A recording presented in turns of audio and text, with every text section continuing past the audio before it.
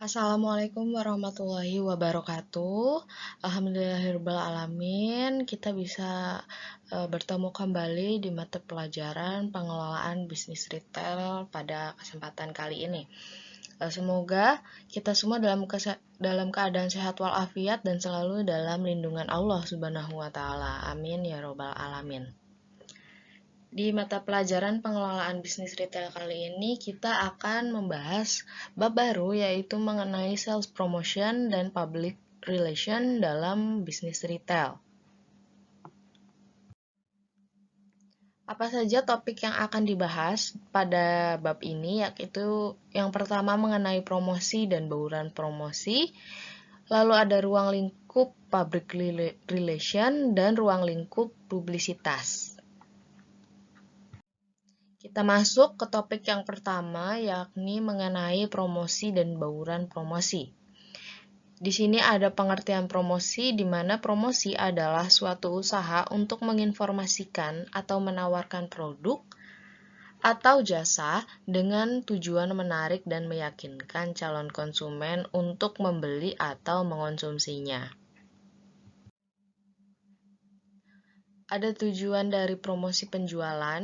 Di sini ada 6, di mana secara umum tujuan promosi itu yaitu untuk menciptakan kesadaran di antara sasaran konsumen tentang keberadaan toko dan meningkatkan penjualan toko dalam waktu singkat. Secara terperinci, tujuan yang diharapkan dari adanya promosi yang dilakukan perusahaan retail diantaranya, yaitu yang pertama ada mengenalkan produk baru, di mana perusahaan itu perlu mengenalkan produk yang baru kepada setiap calon konsumennya. Lalu ada menarik pembeli baru, di mana untuk meningkatkan jumlah pengunjung toko bisa dilakukan dengan cara mengundang calon konsumen yang belum menjadi pelanggan. Lalu yang ketiga ada meningkatkan perputaran inventory atau barang dagangan. Perputaran barang ini sangat penting ya diperhatikan dalam sebuah toko karena barang itu tidak boleh terlalu lama berada di dalam gudang. Lalu selanjutnya untuk mengurangi overstock. Jadi selain dapat membebani keuangan perusahaan, kelebihan stok juga dapat berdampak pada biaya penyimpanan yang cukup tinggi. Lalu ada meningkatkan sales performance. Jadi salah satu indikator sebuah toko yang baik adalah angka penjualan yang menunjukkan adanya peningkatan. Dan selanjutnya yaitu meningkatkan loyalitas konsumen. Kepuasan konsumen ini saat berbelanja maupun sesudah berbelanja itu perlu diperhatikan. Ditinjau dari aspek psikologis, perhatian yang besar terhadap konsumen itu bisa memberi dampak yang baik bagi perusahaan. Selanjutnya ada alat-alat promosi penjualan. Jadi menurut Kotler tahun 2005 menyatakan bahwa alat-alat sales promotion itu terdiri atas, di sini contohnya ada 6. Yang pertama ada sampel. Sampel itu adalah produk gratis yang ditawarkan kepada konsumen. Lalu ada kupon, yaitu sertifikat potongan harga yang diberikan kepada konsumen. Ada tawaran pengembalian uang atau lebih kita kenal dengan istilah cashback. Lalu ada paket harga, yaitu menawarkan harga yang lebih hemat kepada konsumen. Ada imbalan berlangganan, yaitu uang atau hadiah lain yang diakibatkan pembelian berulang oleh konsumen. Dan ada kontes, undian, dan permainan, di mana kegiatan promosi yang memberikan peluang kepada konsumen untuk dapat memenangkan hadiah. Di luar 6 itu terdapat contoh-contoh lain seperti premium atau hadiah pemberian, ada program frekuensi, ada penguji, ada garansi produk, promosi bersama, promosi silang, dan point of purchase. Selanjutnya kita membahas terkait bauran promosi atau promotion mix. Jadi bauran promosi ini adalah alat atau cara yang digunakan oleh perusahaan untuk memasarkan produknya kepada konsumen. Atau menurut salah satu ahli, yaitu menurut Sofyan Asauri, yaitu kombinasi strategi yang paling baik dari unsur-unsur promosi tersebut. Selanjutnya yang dibahas yaitu mengenai faktor yang mempengaruhi bauran promosi. Yang pertama itu dalam penentuan target pasar. Setiap segmen pasar itu memiliki spesifikasi yang membutuhkan layanan yang berbeda-beda, dan berikut beberapa macam sifat pasar yang mempengaruhi bauran promosi ini. Yang pertama itu berdasarkan luas pasar secara geografis. Jadi, perusahaan ini memiliki pasar yang berbeda, yakni cakupan pasar lokal maupun nasional maupun internasional. Jadi, kalau misalnya perusahaan itu mempunyai pasar lokal, mungkin sudah cukup dengan menggunakan personal selling saja dalam promosinya. Tetapi jika perusahaan itu mempunyai cakupan pasar skala nasional atau internasional, paling tidak harus menggunakan media periklanan. Lalu yang kedua itu ada konsentrasi pasar, di mana konsentrasi pasar ini dapat mempengaruhi strategi promosi yang dilakukan oleh perusahaan terhadap calon pembeli potensial yang berbeda. Contohnya, jika perusahaan itu memfokuskan penjualannya pada kelompok pembeli wanita, maka perusahaan itu dapat menggunakan media kewanitaan seperti majalah, Kartini, Gadis, Femina, dan sebagainya untuk melakukan program periklanannya. Dan yang ketiga itu macam pembeli. Jadi strategi promosi yang dilakukan perusahaan itu dapat dipengaruhi oleh sasaran penjualannya seperti pembeli industri atau konsumen rumah tangga.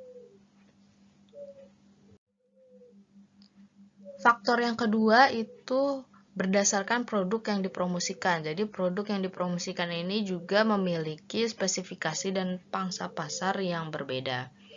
Yang ketiga ada strategi dorong tarik. Ya, dari strategi dorong sendiri merupakan strategi promosi yang menggunakan tenaga penjual dan promosi perdagangan untuk mendorong produknya lewat saluran distribusi. Sementara kalau strategi tarik sendiri merupakan strategi yang menggunakan banyak biaya untuk periklanan demi permintaan konsumen.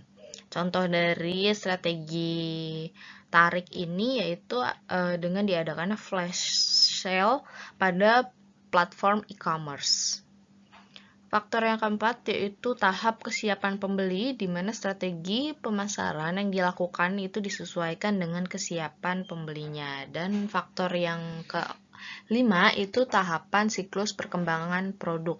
Jadi 4 tahapan dalam siklus kehidupan produk, yaitu dari tahap perkenalan, pertumbuhan, kedewasaan, dan kemunduran. Jadi penekanan promosi pada masing-masing tahap itu akan berbeda. Selanjutnya, kita membahas mengenai strategi bauran promosi dalam bisnis retail. Di sini ada 5.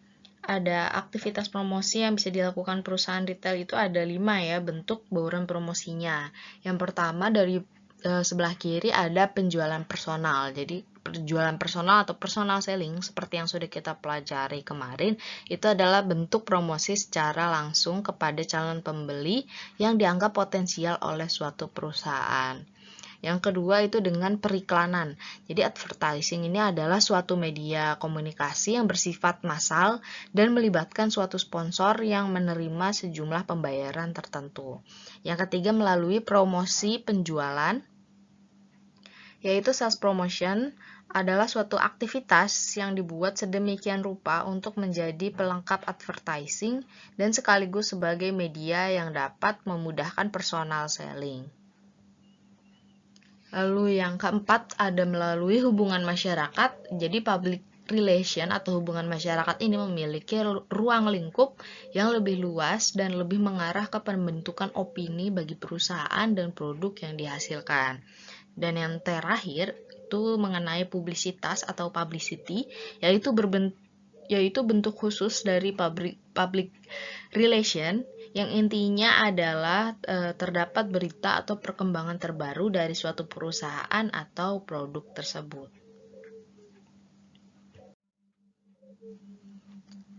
Lalu selanjutnya ada mengenai sarana dan atribut dari promosi. Jadi pengertian dari sarana promosi itu sendiri adalah fasilitas atau tempat pendukung program promosi yang disediakan oleh perusahaan. Beberapa sarana promosi yang digunakan oleh perusahaan retail diantaranya ada yang pertama itu adalah gondola. Jadi gondola ini adalah rak yang digunakan untuk mengekspos produk atau new item. Keberadaan gondola ini dalam sebuah area sale bisa juga berfungsi sebagai sarana promosi. Lalu yang kedua ada wing stack. Jadi wing stack ini adalah rak non-reguler yang terletak pada sisi kanan atau kiri gondola yang digunakan untuk display produk berukuran lebih kecil sehingga dapat terlihat oleh konsumen. Lalu yang ketiga ada LCD yang merupakan sarana promosi berupa layar monitor yang digunakan untuk menginfokan aneka produk dan layanan produk berupa media promosi berformat audio dan visual.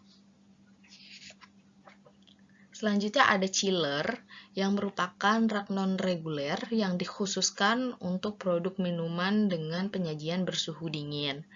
Lalu ada pilar yang merupakan sarana promosi yang diletakkan di tiang-tiang penyangga toko yang memiliki fungsi ganda sebagai sarana mempercantik tampilan toko.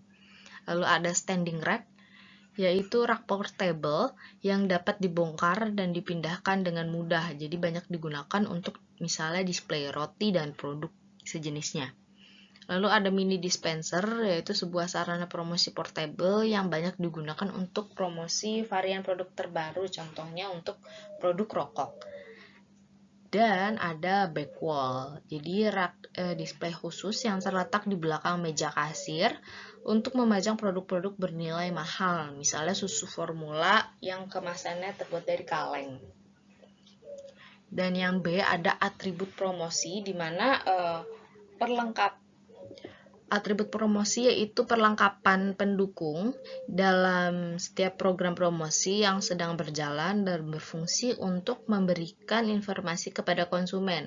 Beberapa atribut promosi yang sering digunakan oleh perusahaan retail itu ada brosur, ada umbul-umbul, ada tending POP, ada self talker, ada ambalan dan vertical banner.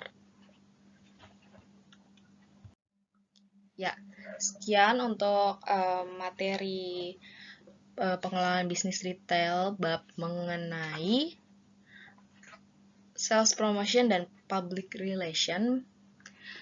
Semoga anak-anak, teman-teman semua bisa memperhatikan video atau materi yang disampaikan tadi dengan baik. Selanjutnya kita akan berdiskusi di Google Classroom dengan materi ini. Sekian dari Ibu, kurang lebihnya mohon maaf. Wassalamualaikum warahmatullahi wabarakatuh.